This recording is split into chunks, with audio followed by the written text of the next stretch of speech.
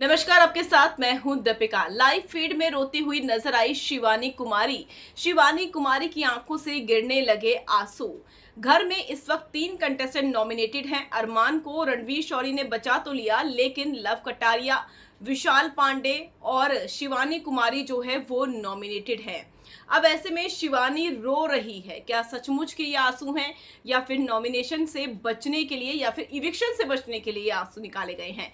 अकेले बैठी शिवानी कुमारी अक्सर लोगों के साथ नजर आती है, लेकिन इधर वो अकेली बैठी हुई है। उनकी आंखों से आंसू गिर रहे हैं और ऐसा लगता है जैसे उन्हें अपनी मां की बेहद याद आ रही है।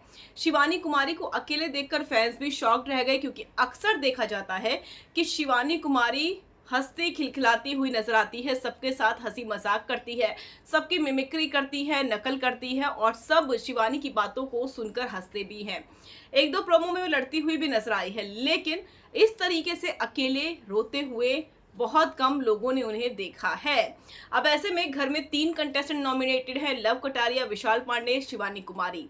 तो क्या ये इविक्शन से बचने के लिए आंसू निकाले गए हैं, या फिर सचमुच शिवानी को आ रही है घर की याद? क्योंकि 1 महीना उन्हें शो में हो चुका है।